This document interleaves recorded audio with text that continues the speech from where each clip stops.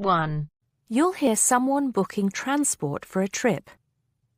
First, you have some time to look at questions 1 and 2.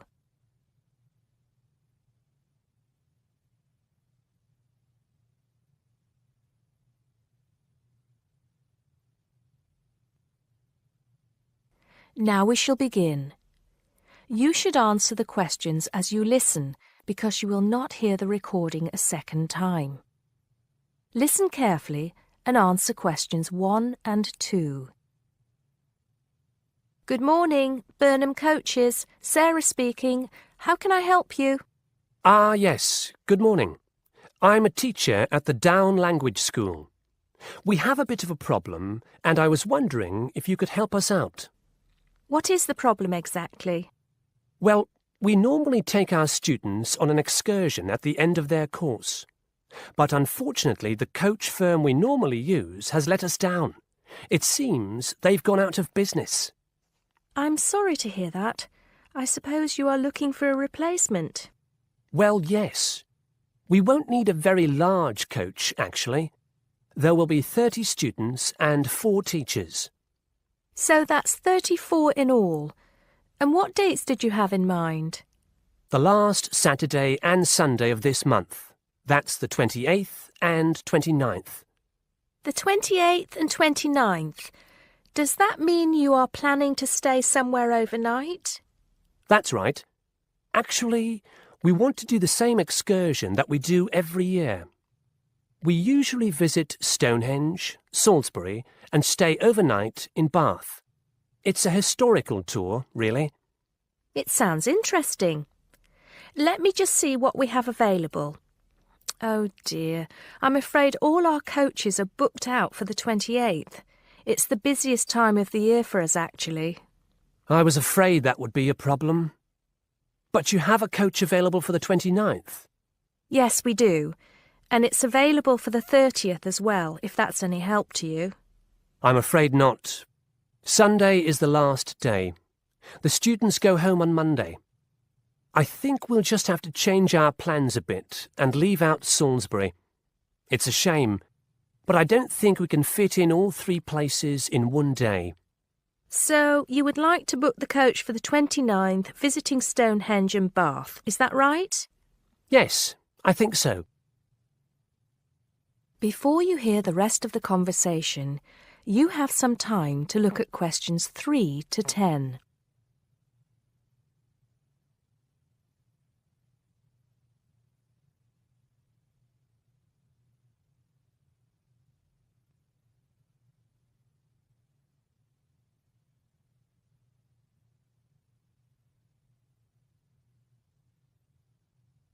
Now listen and answer questions 3 to 10. Right, I just need a few details, sir. OK. My name is Paul Scott. S-C-O-T? It's double T, actually. I'm sorry. And it's the Down Language School. Could you give me the address for that, Mr. Scott? Yes, it's Down House, Hill Street, Brighton. Do you need the postcode? No, that's not necessary, but I do need a contact number. Of course.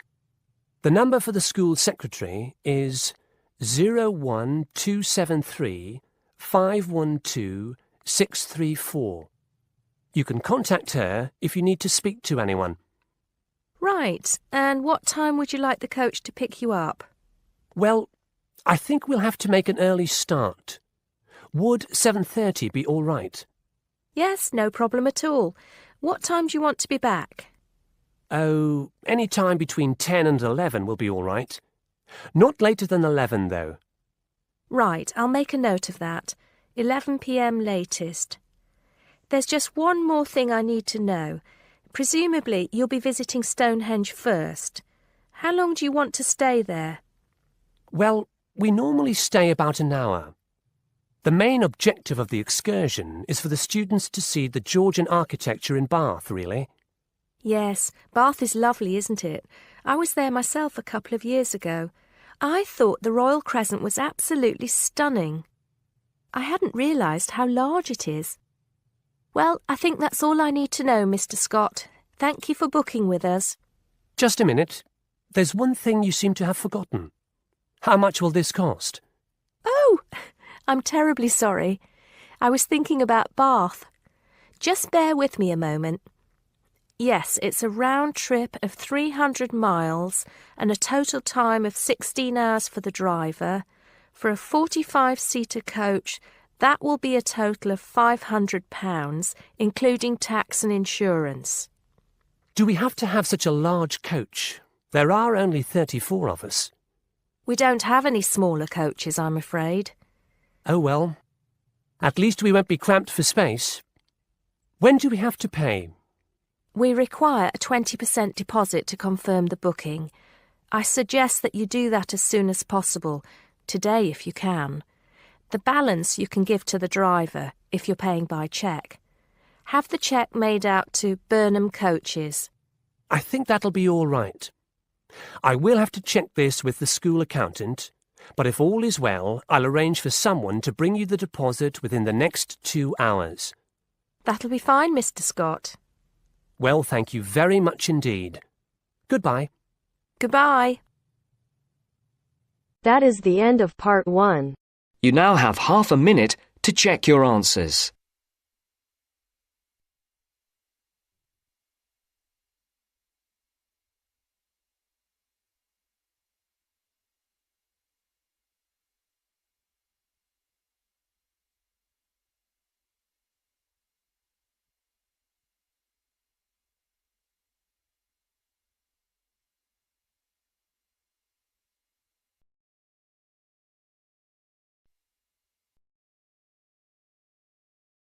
Now turns to part 2.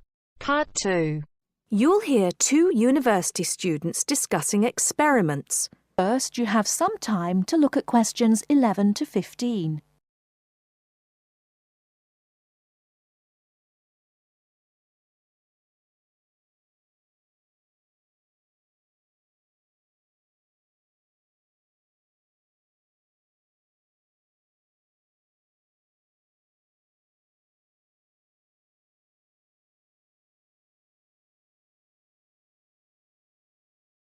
Now, listen carefully and answer questions 11 to 15. Hi, Al. Sorry to interrupt you when you're having your lunch, but I wanted to ask you a favour. Oh, sure, no problem. Sit down, Josie. I've finished anyway. What do you need?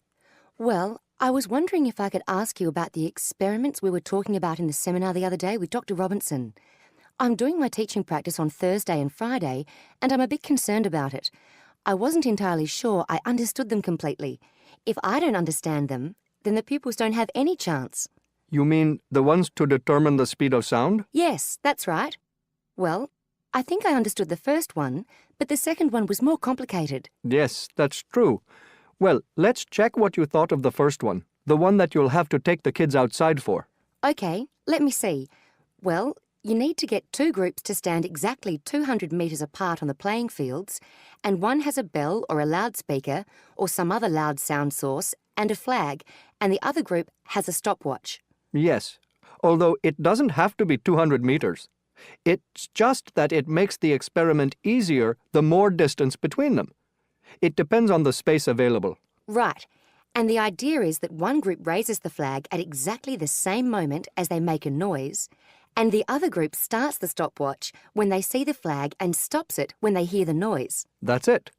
And then you get them to do a simple calculation of velocity equals time divided by distance. Yeah, it's a bit low-tech and it's not very accurate, but they should be able to get within about 20% of the actual figure if they're reasonably careful. Before you hear the rest of the talk, you have some time to look at questions 16 to 20.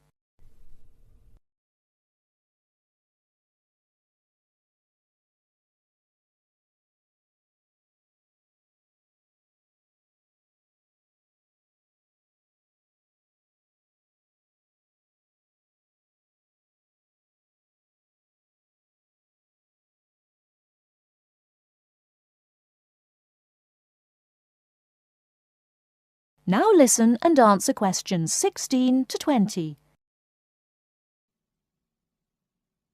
Okay, so I understand that. It's the other one, the one with the tube I was having a few problems with. Can you just talk me through that and tell me exactly what I have to explain to the pupils?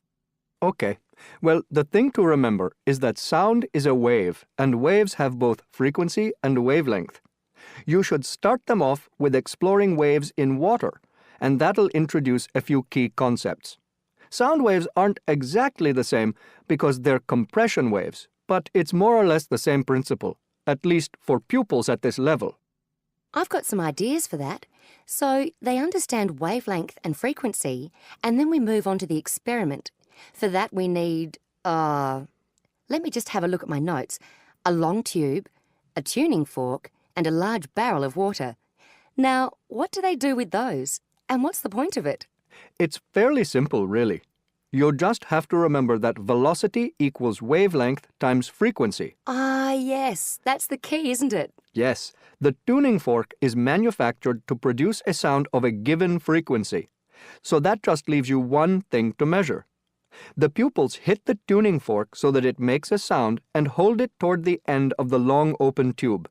That makes the air vibrate. They should slowly move the tube up and down. They'll find that in some positions it gets louder. That's because of resonance.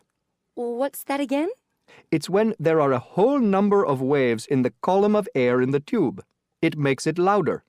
They then measure the length of the column of air, and they can work out the wavelength from that. And that's more accurate than the other experiment?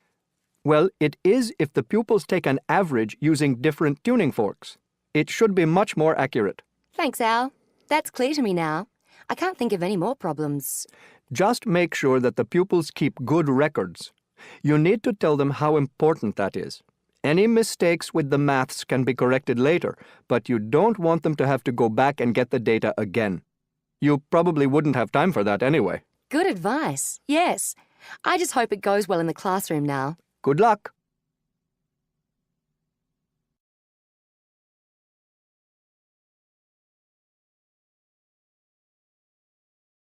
That is the end of part 2.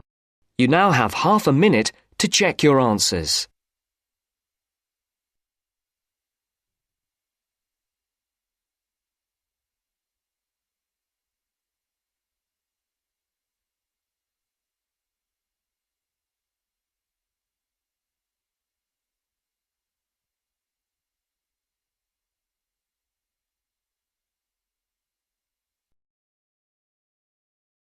Now turns to part 3. Part 3. You will hear a reporter talking on the radio about old racing cars. First, you have some time to look at questions 21 to 26.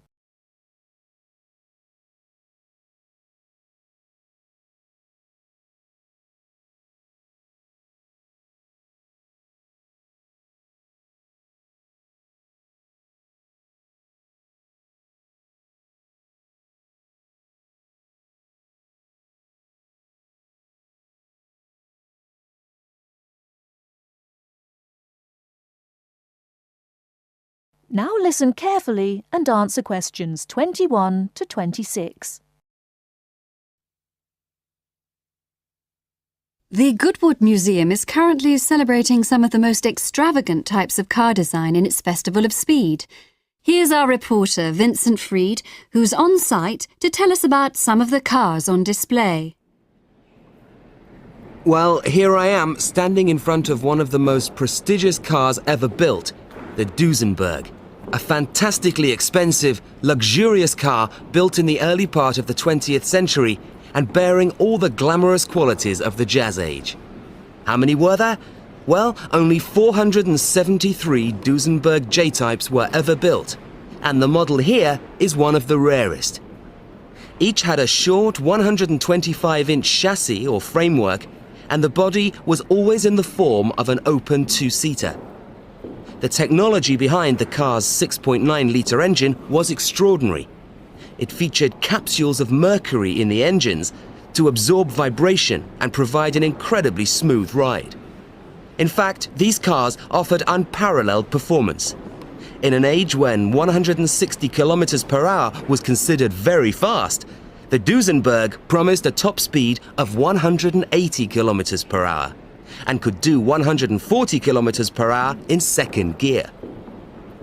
Duesenberg, who designed the car, sold it as a frame and engine. This was typical of the age again, and many prestige manufacturers such as Rolls-Royce did exactly the same. Owners able to afford the hefty $9,000 price tag for the basic car would then commission a coachwork company to build a body tailored to their own individual requirements. The Duesenberg's great attraction for the driver was its instrument panel, which offered all the usual features but also several others, including a stopwatch. It was the Duesenberg's technology that lay behind its success as a racing car, and they dominated the American racing scene in the 1920s, winning the Indianapolis Grand Prix in 1924, 25 and 27.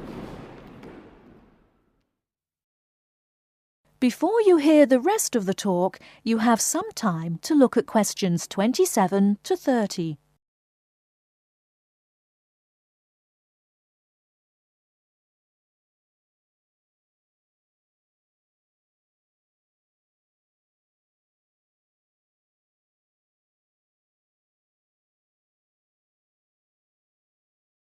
Now listen and answer questions 27 to 30.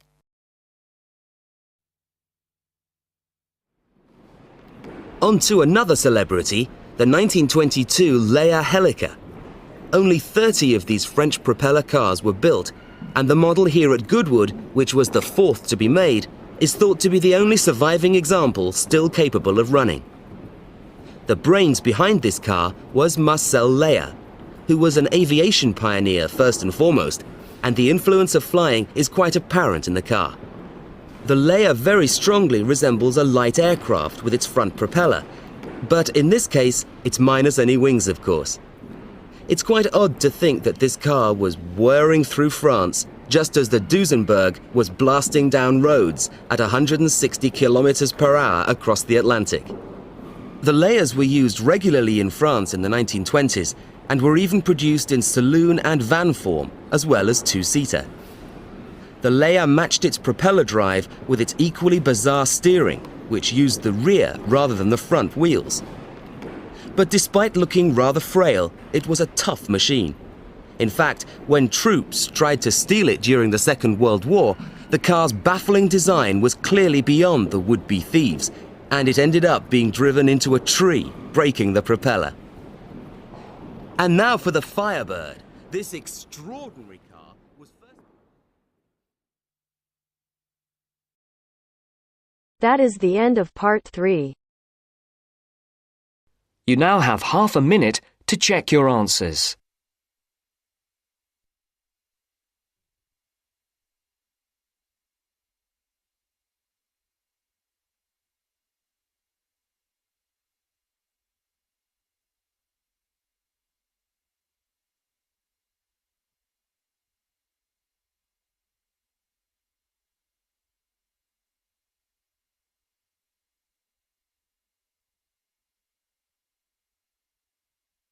Now turns to part 4.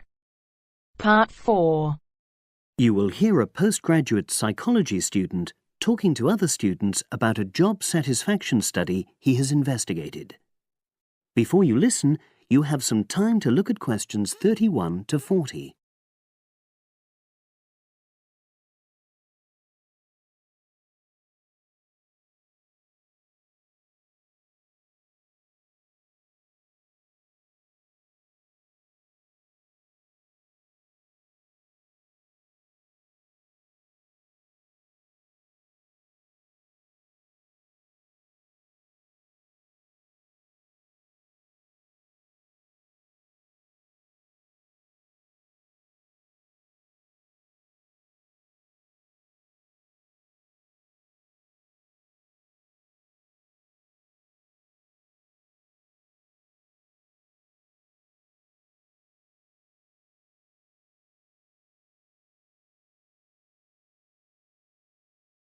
Now listen and answer questions 31 to 40.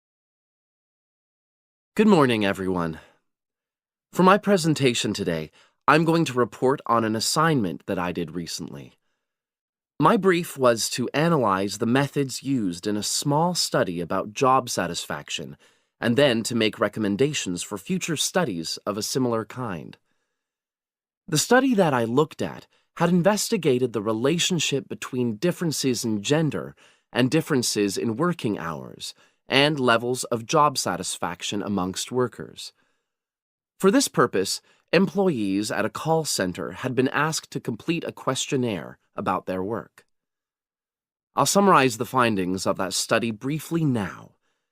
First of all, female full-time workers reported slightly higher levels of job satisfaction than male full-time workers. Secondly, female part-time workers reported slightly higher levels of satisfaction than female full-time ones did. On the other hand, male part-time workers experienced slightly less job satisfaction than male full-time workers. But although these results seemed interesting and capable of being explained, perhaps the most important thing to mention here is that in statistical terms, they were inconclusive. Personally, I was surprised that the findings hadn't been more definite, because I would have expected to find that men and women, as well as full and part-time workers, would experience different levels of satisfaction. So I then looked more carefully at the methodology employed by the researchers to see where there may have been problems. This is what I found. First of all, the size of the sample was probably too small. The overall total of workers who took part in the survey was 223, which sounds quite a lot, but they had to be divided up into subgroups. Also, the numbers in the different subgroups were unequal. For example, there were 154 workers in the full-time group, but only 69 in the part-time group. And amongst this part-time group, only 10 were male, compared to 59 who were female. Secondly, although quite a large number of people had been asked to take part in the survey, the response was disappointingly low. A lot of them just ignored the invitation. And workers who did respond may have differed in important respects from those who didn't. Thirdly, as the questionnaires had been posted to the call center for distribution, the researchers had had very limited control over the conditions in which participants completed them. For instance, their responses to questions may have been influenced by the views of their colleagues. All these problems may have biased the results. In the last part of my assignment, I made recommendations for a similar study, attempting to remove the problems that I've just mentioned. Firstly, a much larger sample should be targeted, and care should be taken to ensure that equal numbers of both genders and both full and part-time workers are surveyed. Secondly, the researchers should ensure that they are present to administer the questionnaires to the workers themselves. And should they require the workers to complete the questionnaire under supervised conditions so that the possibility of influence from other colleagues is eliminated. Finally, as workers may be unwilling to provide details of their job satisfaction when they are on work premises, it's important that the researchers reassure them that their responses will remain confidential, and also that they have the right to withdraw from the study at any time if they want to. By taking measures like these, the reliability of the responses to the questionnaires is likely to be increased, and any comparisons that are made are likely to be more valid. So, that was a summary of my assignment. Does anyone have any questions? That is the end of part 4. You now have half a minute to check your answers.